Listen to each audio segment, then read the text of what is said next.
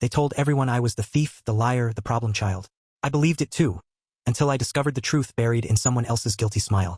And when I confronted them, their reaction chilled me to my core. Welcome to Reddit Toxic Family Telltales channel. New episode every day. On the morning of my 18th birthday, I was jolted awake by my foster dad. Not gently, not lovingly, but with him yelling at me to get the hell out of the house. Before my eyes were even fully open, he literally kicked me out of bed. And when I stumbled into the hallway, there was my foster mom, glaring at me like I was some kind of intruder. She repeated his words, cold, sharp, final. I stood there, stunned. I had nowhere to go, no plan. I begged them to let me stay just for a little while. Out of sheer frustration, I blurted out the question that had always lingered in the back of my mind. Asterisk. Are you kicking me out because I'm black and you're white? Asterisk. My foster dad's response was like a knife. That's not it. But if that's what you think, maybe our friends were right about you. We never loved you. We never saw you as our own. We don't want anything to do with you. So get out. And just like that, I was gone. I ended up sitting on a park bench as the sun began to rise, clutching my backpack with a couple of shirts and a few crumpled bills in my pocket. That was it, 18 years of life reduced to nothing. I felt hollow, scared, and very, very alone. With no options left, I pulled out my phone and called my best friend, Tyler. He picked up on the second ring, his voice groggy. Dude, why are you calling me at 7 in the morning? I swallowed hard and said it flat out. They kicked me out. There was a long silence, and then his voice shifted, sharper, more awake. Who? My foster parents. They told me they never loved me. Tyler paused again, then said, meet me at the diner in 20. We'll figure this out. Dragging my feet, I made my way there. Tyler was already waiting in our usual booth, and the moment he saw me, he stood up and wrapped me in a hug. Man, I'm so sorry. That's messed up. We ordered breakfast, and over cold eggs and burnt toast, I spilled everything. The snide comments they used to make when I was a kid, the way they'd act differently whenever company came over. I told him about my cousins, how even as children they'd ask why I looked different. The adults would tell them to be nice. But the teasing never stopped. As we grew older, it only got worse. My cousins hung out together all the time, but I was never invited. When I asked why, they brushed me off with weak excuses. It stung, especially since we went to the same school. Watching them laugh together in the cafeteria while I ate alone. It cut deep. And my foster parents? They never once stepped in, never defended me.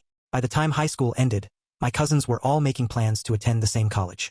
I thought I'd be joining them, that my foster parents would support me through school. But instead, on the day I became an adult, they slammed the door in my face. Tyler listened quietly, then let out a heavy sigh. Man, it sounds like all of this was about race. You being black in a white family in the South. They probably got a ton of backlash for taking you in. My family's more chill about that stuff, but even then, my parents' friends used to ask why they let me hang out with you. Said you might be a bad influence. I never considered it like that, but it made a twisted kind of sense. Still, I wanted answers. I called my foster parents again and again, no response. Finally, I went back to the house. My dad's car was in the driveway, and I knocked on the door. I saw him peek through the blinds, then disappear. I knocked again. He finally came to the door, but his face was like stone. You need to leave, he said flatly. Neighbors were peeking through their windows. My voice cracked as I asked, why didn't you protect me? Why did you kick me out on my birthday? He didn't flinch. You need to leave, or I'll call the police. That was it. That was all he had for me after raising me since I was 3 years old. I turned and walked away, feeling like the little boy no one wanted to play with all over again. So I made the hardest decision of my life. I left town. The first few months in a northern city were brutal. I lived in a shelter, worked whatever jobs I could find, saved every penny. Eventually, I scraped enough together for a tiny, rundown apartment. It wasn't much, peeling paint, squeaky floorboards, but it was mine. I enrolled in night classes at community college while working days. I was exhausted but determined. Slowly, things started turning around. I finished my associate degree, landed a job as an admin assistant at a marketing firm. Nothing flashy, but it was stable. I even earned promotions. And then came Jasmine. She was a new hire at the firm, brilliant, funny, effortlessly kind. She had this glow like she made everyone feel seen. We clicked instantly. Before long, we were inseparable. Years later, I planned the perfect night for her. Months of saving every dime went into it. A rooftop restaurant at sunset, the skyline painted in pink and gold. When the waiter led us to a private table with a breathtaking view, Jasmine's eyes lit up like fireworks. She kept saying she couldn't believe I'd done all this. I told her she deserved the best, and I meant it. Over dinner, we laughed and reminisced about all the little moments that made us us. And then, dessert came and the waiter poured one last glass of champagne.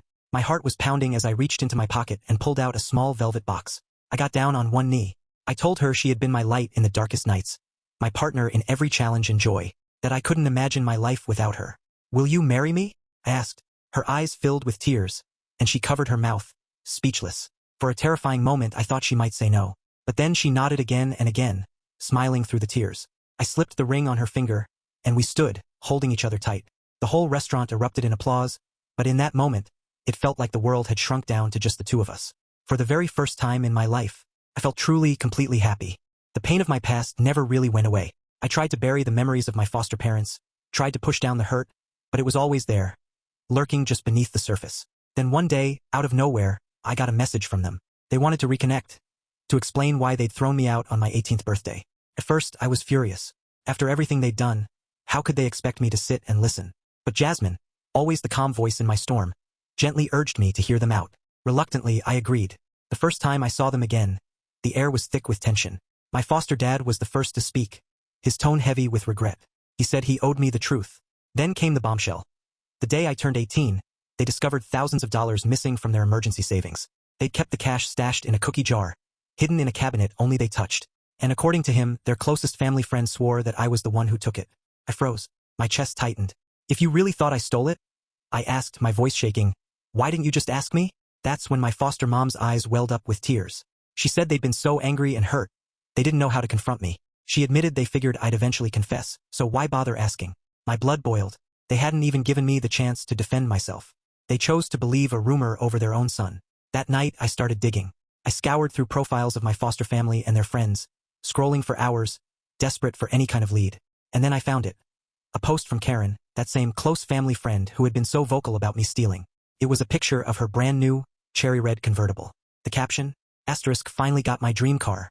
Hard work pays off. Asterisk. But the timing? Way too convenient. I combed through the comments. Someone had asked if she'd won the lottery. Her response was smug. Asterisk. Nope. Just smart planning. And some help from an old friend. Asterisk. My gut clenched. Something wasn't right. I called Tyler immediately, told him everything. We came up with a plan.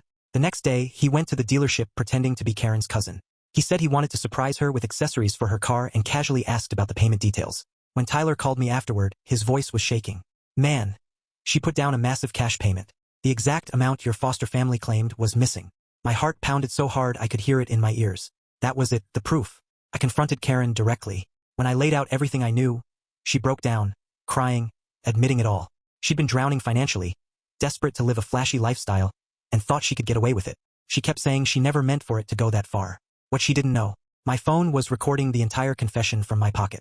Armed with that recording, I went back to my foster parents. They were horrified. Apologies poured out of them. They admitted they'd been wrong, admitted they should have trusted me. I listened, but I couldn't ignore the years of pain, the cruelty, the fact that on the day I became an adult they tossed me aside without evidence, without love. I told them I appreciated their apology, but the damage was done. There was too much baggage for me to ever have a real relationship with them again. So when my wedding day approached, I made a choice. I didn't invite them. They were hurt when they found out, but they respected my decision. And on that day, surrounded by Jasmine, my friends, and the family I chose, I felt something I'd never felt before. Peace. Life only got brighter from there. Jasmine and I bought our first house, started talking about kids, and I worked my way up to a management role at the firm. Each promotion felt like proof that I was building something solid, something mine. Every now and then, around the holidays, my foster parents would send me messages.